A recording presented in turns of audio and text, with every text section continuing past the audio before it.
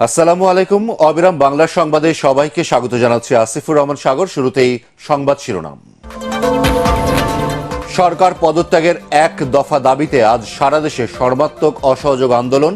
রাজধানী সহ সারা দেশের গুরুত্বপূর্ণ পয়েন্টে বিক্ষোভ ও গণসমাবেশের ঘোষণা। গণভবনে প্রধানমন্ত্রীর সঙ্গে সরকারি বেসরকারি বিশ্ববিদ্যালয়ের উপাচার্য ও কলেজের অধ্যক্ষদের বৈঠক। অশুভ শক্তির কবল থেকে শিক্ষার্থীদের ফিরিয়ে আনার অঙ্গীকার। নানা সমস্যায় জর্জরিত নওগাঁর কেন্দ্রীয় বাস টার্মিনাল, নেই যাত্রী সেবার ন্যূনতম সুবিধা, ভবনটি পরিত্যক্ত ঘোষণা। শুনছিলেন সংবাদ শিরোনাম, এবার বিস্তারিত। সরকারের পদত্যাগের এক দফা দাবিতে আজ সারা দেশে অসহযোগ আন্দোলনের ডাক দিয়েছে বৈষম্য বিরোধী ছাত্র আন্দোলন। বেলা 11টায় রাজধানী সহ সারা দেশের গুরুত্বপূর্ণ পয়েন্টগুলোতে বিক্ষোভ ও গণসমাবেশ করবে তারা। এজন্য সকাল থেকেই ঢাকার প্রবেশ পথগুলোতে ছাত্র জনতাকে অবস্থান নেওয়ার আহ্বান জানিয়েছেন ছাত্র আন্দোলনের সমন্বয়করা। কেন্দ্রীয়ভাবে শাহবাগে বেলা 11টা থেকে বিক্ষোভ ও গণসমাবেশ হওয়ার কথা রয়েছে। কর্মসূচি সফল করতে স্কুল, কলেজ, বিশ্ববিদ্যালয়, প্রাইভেট বিশ্ববিদ্যালয়, মাদ্রাসার শিক্ষার্থী, শ্রমজীবী, পেশাজীবী, রাজনৈতিক অরাজনৈতিক নির্বিশেষে আপামর জনসাধারণকে রাজপথে নেমে আসার আহ্বান জানান বৈষম্য বিরোধী ছাত্র আন্দোলনের সমন্বয়ক আসিফ মাহমুদ। শান্তিপূর্ণভাবে বিক্ষোভ ও গণসমাবেশ পালনের আহ্বান জানান তিনি। অসহযোগ আন্দোলন সফল করতে সব ধরনের সরকারি বেসরকারি প্রতিষ্ঠান, অফিস, আদালত ও কলকারখানা, শিক্ষা প্রতিষ্ঠান বন্ধ রাখার আহ্বান জানিয়েছেন আন্দোলনকারীরা। এছাড়া সরকারি কর্মকর্তাদের নিজ নিজ কার্যালয়ে না যাওয়ার অনুরোধ জানানো হয়।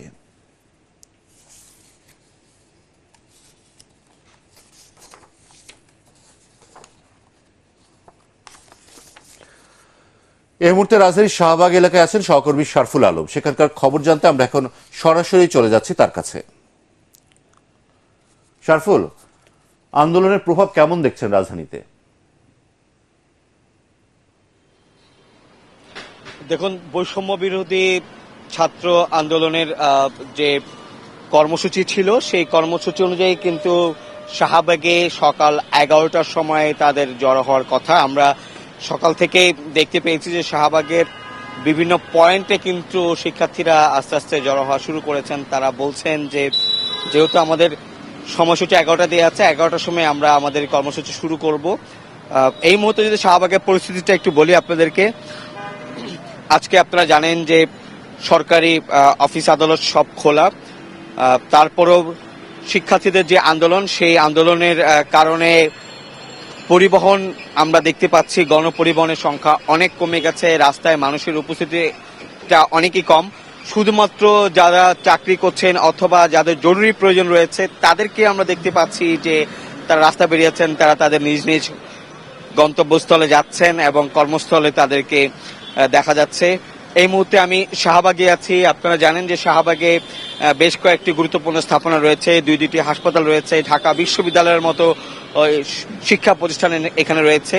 তো এইসব কারণে হয়তো কিছুটা জনসমাগম এখানে দেখা যাচ্ছে, কিন্তু ঢাকা শহরের আমি বেশ কয়েকটি জায়গায় সকাল থেকে ঘুরে দেখিয়েছি, সেসব এলাকাগুলোতে কিন্তু তেমন জনসমাগম অথবা গণপরিবহনের উপস্থিতি সেভাবে দেখা যায়নি।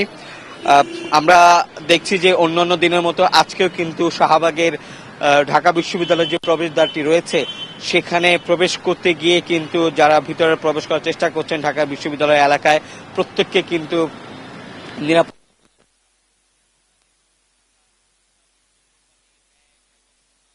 কিন্তু চেক করে তাদেরকে ভিতরে প্রবেশ করতে দেওয়া হয়েছে।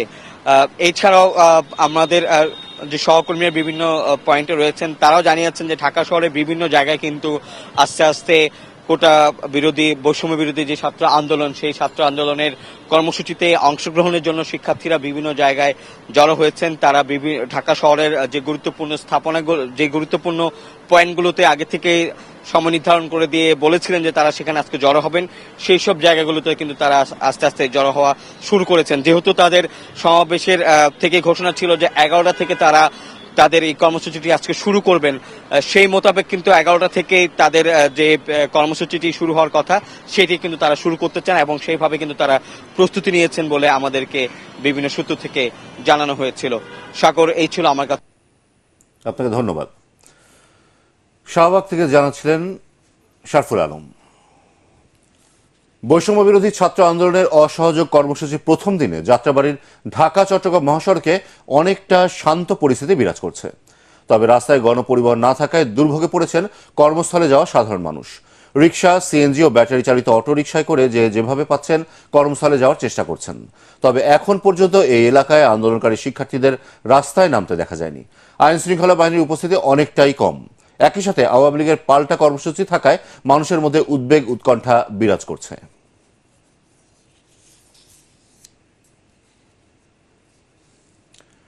এর আগে গতকাল বিকেলে কেন্দ্রীয় শহীদ মিনারে ঢল নামে ছাত্র জনতার গণ অভ্যুত্থান দেশবাসীকে স্বতঃস্ফূর্তভাবে অংশ নেওয়ার আহ্বান জানান বৈষম্য বিরোধী ছাত্র আন্দোলনের নেতারা। এমদাদুল হকে তোলা ছবিতে আরো জানাচ্ছেন ইমদাদুল্লাহ বাবু।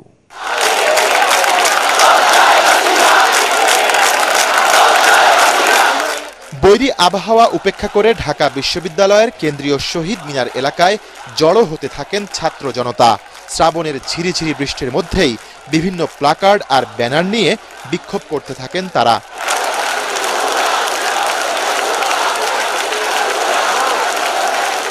বিকেল নাগাদ কানায় কানায় পরিপূর্ণ হয়ে ওঠে কেন্দ্রীয় শহীদ মিনার। জনস্রোত ছড়িয়ে পড়ে উত্তরে শাহবাগ এবং দক্ষিণে চানখারপুল পর্যন্ত। এরপর সেখানে আসেন বৈষম্য বিরোধী ছাত্র আন্দোলনের সমন্বয়কেরা। স্লোগানে স্লোগানে তখন মুখরিত বিশ্ববিদ্যালয় ক্যাম্পাস। আন্দোলনের শুরুটা কোটা সংস্কারের দাবিতে হলেও ছাত্রদের প্রাণহানি এবং হত্যার বিচার না করায় এক দফা সরকার পতনের ঘোষণা দেন সমন্বয়ক নাহিদ ইসলাম। আমাদের এক দফাটি হলো শেখ হাসিনা সহ এই সরকারের পতন এবং ফ্যাসিবাদের বিলোপ এবং সকল হত্যা, গুম, নিপীড়নের বিচার করা হবে। সকল রাজবন্দীদের মুক্তি নিশ্চিত করতে হবে। ছাত্র নাগরিক অভ্যুত্থানের মধ্য দিয়ে সাম্য, ন্যায় বিচার ও মানবিক মর্যাদার নতুন বাংলাদেশ গঠন করা হবে বলেও জানান তিনি। জনগণকে আমরা আহ্বান করছি, আপনারা যে স্বতঃস্ফূর্ত ছাত্র নাগরিক অভ্যুত্থান শুরু হয়ে গেছে তার সাথে এসে যোগ দিন। সকলের সাথে আলোচনার মাধ্যমে ভবিষ্যৎ বাংলাদেশের জাতীয় রূপরেখা আমরা খুব শীঘ্রই আপনাদের সামনে হাজির করব। এ সময় অসহযোগ আন্দোলন চলাকালে 16 দফা পালনে জনসাধারণকে আহ্বান জানান আরেক মুখপাত্র আসিফ মাহমুদ। আমাদের অসহযোগ আন্দোলনের আওতামুক্ত থাকবে হাসপাতাল, ফার্মেসি, জরুরি পরিবহন সেবা যেমন ঔষধ ও চিকিৎসা সরঞ্জাম পরিবহন, অ্যাম্বুলেন্স সেবা, ফায়ার সার্ভিস, গণমাধ্যম, নিত্য প্রয়োজনীয় দ্রব্য পরিবহন, জরুরি ইন্টারনেট সেবা, জরুরি ত্রাণ সহায়তা এবং এই খাতে কর্তব্যরত কর্মচারী এবং কর্মকর্তাবৃন্দ। নিত্য প্রয়োজনীয় দ্রব্যের দোকানপাট শুধুমাত্র বেলা 11টা থেকে দুপুর 1টা পর্যন্ত খোলা থাকবে। অসহযোগ আন্দোলনের সব কর্মসূচি শান্তিপূর্ণভাবে পালনে ছাত্র জনতার প্রতি আহ্বানও জানান সমন্বয়কেরা। ইমদাদুল্লাহ বাবু, এটিএন বাংলা, ঢাকা। বৈষম্য বিরোধী ছাত্র আন্দোলনের ডাকা অসহযোগ আন্দোলনের কারণে নাটোর থেকে ঢাকা সহ সব রুটে যাত্রীবাহী বাস চলাচল বন্ধ হয়ে গেছে। গতরাত থেকেই শহরের বড় হরিশপুর কেন্দ্রীয় বাস টার্মিনালের অধিকাংশ কাউন্টার বন্ধ করে দেওয়া হয়। ভবানীগঞ্জ বাস টার্মিনাল থেকেও কোনো রুটের বাস চলাচল করতে দেখা যায়নি। কয়েকটি পরিবহন কর্তৃপক্ষ রাতেই যাত্রা বাতিল করে যাত্রীদের টিকিট ফেরত দেয়। তবে দু একটি পণ্যবাহী যান চলাচল করতে দেখা গেছে। সপ্তাহের প্রথম কার্যদিবসে অফিসগামী অনেককেই হালকা যানবাহনে গন্তব্যে যেতে দেখা গেছে। জেলা বাস মিনিবাস মালিক সমিতির সভাপতি লক্ষণ পোদ্দার জানান, নিরাপত্তার কারণে বাস চলাচল বন্ধের এই সিদ্ধান্ত। অশুভ শক্তির কবল থেকে শিক্ষার্থীদের ফিরিয়ে আনতে অঙ্গীকার ব্যক্ত করেছেন শিক্ষকরা। গতরাতে গণভবনে প্রধানমন্ত্রী শেখ হাসিনার সাথে সরকারি বেসরকারি বিশ্ববিদ্যালয়ের উপাচার্য, শিক্ষক ও কলেজের অধ্যক্ষদের সঙ্গে মতবিনিময় সভায় এই অঙ্গীকার ব্যক্ত করেন তারা। সন্ধ্যা 7:30 থেকে প্রায় 3 ঘন্টার বৈঠকে কোটা বিরোধী আন্দোলনের ফলে সৃষ্ট সার্বিক পরিস্থিতি এবং তা থেকে উত্তরণের উপায় নিয়ে আলোচনা করেন শিক্ষকরা। বৈঠকে 24টি সরকারি বেসরকারি বিশ্ববিদ্যালয়ের উপাচার্য, 250 শিক্ষক এবং 23 কলেজের অধ্যক্ষ উপস্থিত ছিলেন।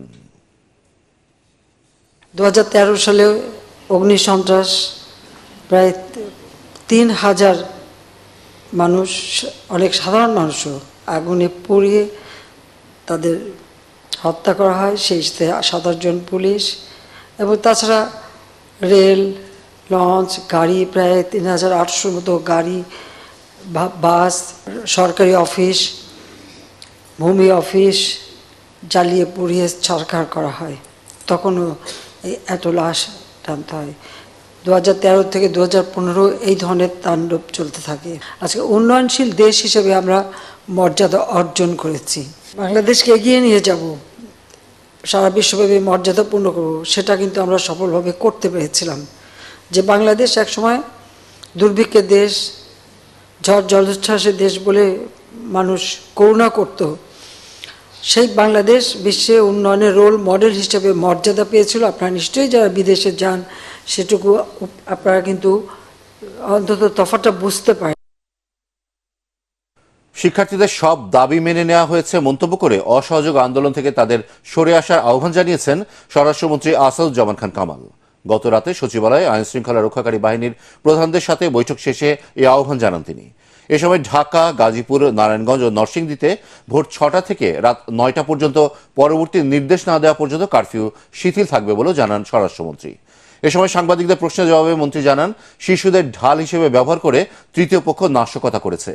গুরুতর অপরাধে গ্রেফতারকৃতরা ছাড়া সব শিক্ষার্থী জামিন পাবে বলেও জানান মন্ত্রী। স্বরাষ্ট্রমন্ত্রী বলেন, আক্রান্ত হলে আত্মরক্ষার্থে প্রতিরোধ করার সাংবিধানিক অধিকার সব মানুষের মতো আইন শৃঙ্খলা রক্ষাকারী বাহিনীর সদস্যদেরও রয়েছে। আমার দাবি, কোটা আন্দোলনকারীর সব দাবি আমরা মেনে নিয়েছি।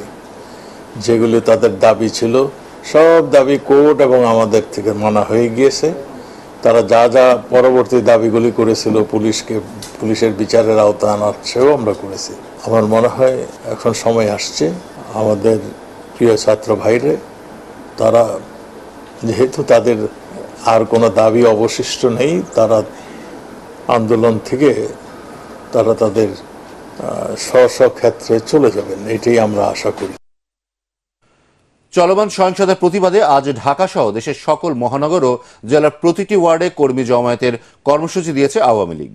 রাজধানীতে আয়োজিত ব্রিফিংয়ে আওয়ামী লীগ সাধারণ সম্পাদক বলেন, সোমবার রাজধানীতে শোক র্যালির আয়োজন করা হয়েছে। ছাত্র আন্দোলনের মধ্যে সংঘাত সৃষ্টি হয় এমন কোনো কর্মসূচি দেবে না আওয়ামী লীগ।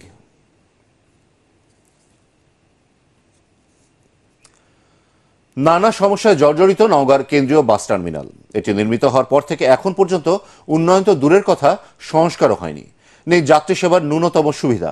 2 বছর আগেই টার্মিনাল ভবনটি পরিত্যক্ত ঘোষণা করা হয়েছে। নওগাঁ প্রতিনিধি রায়হান আলমের পাঠানো রিপোর্ট জানাচ্ছেন মিজান শাহজাহান। নওগাঁ শহরের যানজট নিরসনে 80-র দশকে বাস টার্মিনাল স্থানান্তর করা হয় বালুডাঙ্গায়। বর্তমানে টার্মিনালটির জরাজীর্ণ অবস্থা, খসে পড়ছে ছাদের পলেস্তরা। ঝুঁকিপূর্ণ ভবনেই চলছে কার্যক্রম, যে কোনো সময় ঘটতে পারে দুর্ঘটনা। নেই কোনো যাত্রী ছাউনি, টয়লেট, এমনকি পানির ব্যবস্থা। টার্মিনাল জুড়ে খানাখন্দ, একটু বৃষ্টিতে ডুবে থাকে কাদা পানিতে, যেখানে সেখানে ময়লার স্তূপ। যাত্রী ওঠানামা করে টার্মিনালের বাইরের সড়কে। এ নিয়ে ক্ষোভের শেষ নেই যাত্রী ও চালকদের। রোদ বা ঝড় বৃষ্টি কোথায় দাঁড়াবো? একটা যাত্রী ছাউনি নাই, একটা ছেলে বা মেয়েদের কোনো বসার প্রতিষ্ঠান নাই, বসার জায়গা নাই। এই টার্মিনাল পরিত্যক্ত ঘোষণা করে গেছে, আমাদের একটা নতুন টার্মিনাল আমাদের দরকার। পুরানো ভবনটি ভেঙে আধুনিক টার্মিনাল ভবন নির্মাণের জন্য বারবার পৌরসভা ও প্রশাসনকে জানানো হলেও এখনো পর্যন্ত নেওয়া হয়নি কোনো উদ্যোগ।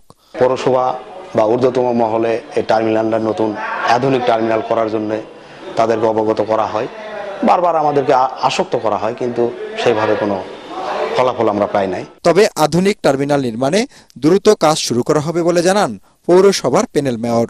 আধুনিক একটি ডিজাইন সম্পন্ন করেছি। এটা আমরা কয়েকটি নতুন প্রকল্পে আমরা এটা সাবমিট করেছি। ইনশাআল্লাহ আশা করা যায় আমাদের এই অর্থ বছরে আমরা একটি নওগাঁবাসী একটি আধুনিক টার্মিনাল হয়তো উপহার হিসেবে পাবো। জেলার অভ্যন্তরীণ রুটসহ বিভিন্ন জেলায় প্রতিদিন প্রায় 500 বাস যাতায়াত করে এই টার্মিনাল থেকে। Bureau report, ATN Bangla. বন্ধুত্ব, অসাম্প্রদায়িকতা আর মানবাধিকতার ব্যতিক্রমী উদাহরণ সৃষ্টি করেছেন মাগুরার মোহাম্মদপুর উপজেলার বাবুখালী এলাকার গোলাম সারোয়ার ও শ্যামল দত্ত। দীর্ঘ 36 বছরের বন্ধুত্বে একদিনের জন্য ফাটল ধরেনি তাদের মাঝে। 2 বন্ধু একসাথে গড়ে তুলেছেন মানবিকতার অনন্য উদাহরণ সেবা স্টোর। এলাকার মানুষের কাছে হয়ে উঠেছেন বন্ধুত্বের অনন্য উদাহরণ। মাগুরা থেকে সুজন মাহমুদের তথ্য ও ভিডিও চিত্রে জানাচ্ছেন তামান্না জেনিফার। কিশোর বয়সে শুরু এ বন্ধুত্বের 3 যুগ পেরিয়ে এসেও ফাটল ধরেনি, জমেনি ধুলো, বরং দিন দিন সম্পর্কে উজ্জ্বলতা বেড়েছে। এলাকাবাসীর মাঝে তাদের বন্ধুত্ব অনন্য সাধারণ উদাহরণ সৃষ্টি করেছে। স্থানীয়রা বলছেন, বন্ধুত্বকে বাঁচিয়ে রাখতে বিয়ে পর্যন্ত করেননি তারা, একসাথে গড়ে তুলেছেন ব্যবসা। মানবিকতার উদাহরণ হয়ে উঠেছে তাদের সেবা স্টোর। তাদের এই প্রতিষ্ঠান এলাকাবাসীর কাছে হয়ে উঠেছে বিপন্ন মানুষের অনন্য আশ্রয়স্থল। দীর্ঘদিন যাবত আমরা দেখে আসতেছি, তাদের দুজনের ভিতরে কোনো ফাটল আমি কখনো দেখি নাই। ওদের ভিতরে খুব একটা মিল মহব্বত, যা নাকি আপন ভাইয়ের ভিতরেও অনেক সময় দেখা যায় না। ইন্দ্র জীবনে বিয়েও করলো না, বন্ধুত্বই নষ্ট হয়ে যাবে বলে। মাগুরার মোহাম্মদপুর উপজেলার গোলাম সারোয়ার এবং শ্যামল দত্ত স্থানীয় আফতাবউদ্দিন মাধ্যমিক বিদ্যালয়ে পড়তেন। নবম শ্রেণীতে পড়ার সময় তাদের বন্ধুত্বের সূত্রপাত। সময়ের বিবর্তনে বয়স বাড়লেও বাড়েনি দূরত্ব। দুজন দুই ধর্মের হওয়ার পরও তাদের বন্ধুত্বের বন্ধন এলাকায় সাম্প্রদায়িক সম্প্রীতির বড় নজির। দুইজনের সম্পর্ক, দুইজন দুই ধর্ম, তারা ছোটকাল থেকে একসাথে চলাফেরা করে। অন্য একজনের বিপদে পদেও তারা দৌড়ায়, তাদের প্রতি সহানুভূতি হয়। গোলাম সারোয়ার এবং শ্যামল দত্তের এই বন্ধুত্ব মানুষে মানুষের সম্পর্কের এক বিরল দৃষ্টান্ত। না দেখে যখন থাকতে পারি তখন তো একসাথে যখন থাকতেই হবে, আসলে আমরা একটু থাকার মতো থাকি। আমি যতদিন বেঁচে থাকি আমি ওয়াদা করবো যে আমি ওর সাথে থাকবো, আর ও ওয়াদা করবে আমি যতদিন বেঁচে থাকি ও আমার সাথে থাকবে। বিয়ে করা হয়নি, বন্ধুত্বর কারণে আমরা মিলেমিশে আছি এইভাবে, এবং দুই ফ্যামিলিতেই আমাদের এই সম্পর্ক নিয়ে এখন খুব শান্তিতে আছে, এ নিয়ে কোনো ঝামেলা নেই আমাদের। ভেদাভেদ ভুলে বন্ধুত্বের এমন নজির ঘরে ঘরে তৈরি হোক, এমনটাই প্রত্যাশা সবার। Bureau report, ATN Bangla. এবারে জানিয়ে দেবো পার্টেক্স খেলার খবর।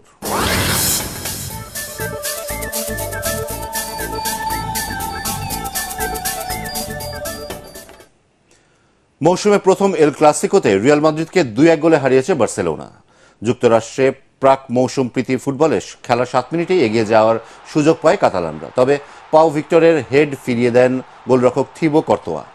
24 মিনিটে মার্টিনের গোল অফসাইডে বাতিল হলে হতাশ হয় রিয়াল ফুটবলাররা। আক্রমণ পাল্টে আক্রমণের ম্যাচে 42 মিনিটে বার্সেলোনাকে এগিয়ে নেন পাও ভিক্টর। 54 মিনিটে ব্যবধান দ্বিগুণ করেন এই স্প্যানিশ স্ট্রাইকার। রিয়াল মাদ্রিদের হয়ে 1 গোল শোধ দেন নিকো পাজ।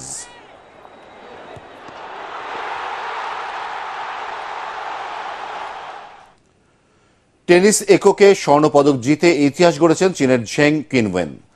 প্রথম খেলোয়াড় হিসেবে কোনো অলিম্পিকে দেশকে এনে দিয়েছেন সোনার পদক। রোলা গাঁড়োতে মেয়েদের ফাইনালে ক্রোয়েশিয়ার দোনা ভেকিচের বিপক্ষে প্রথম সেট জেতেন 6-2 গেমে। দ্বিতীয় সেটে 2-0 ব্যবধানে এগিয়ে যান 21 বছর বয়সী টেনিস খেলোয়াড়। এরপর প্রতিরোধ গড়ে তোলেন ভেকিচ। টানা 3 গেম জিতে ঘুরে দাঁড়ান তিনি। যদিও কিনওয়েনের আত্মবিশ্বাসের সামনে হার মানেন ক্রোয়েশিয়ান তারকা। চীনা খেলোয়াড় ম্যাচ জেতেন 6-3 গেমে।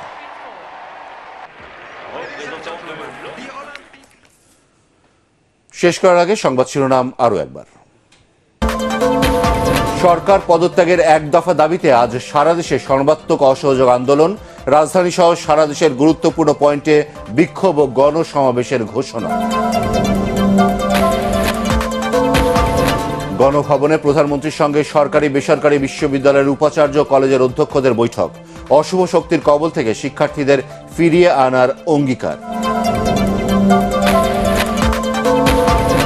নানা সমস্যায় জর্জরিত নওগাঁর কেন্দ্রীয় বাস টার্মিনাল, নেই যাত্রী সেবার ন্যূনতম সুবিধা, ভবনটি পরিত্যক্ত ঘোষণা।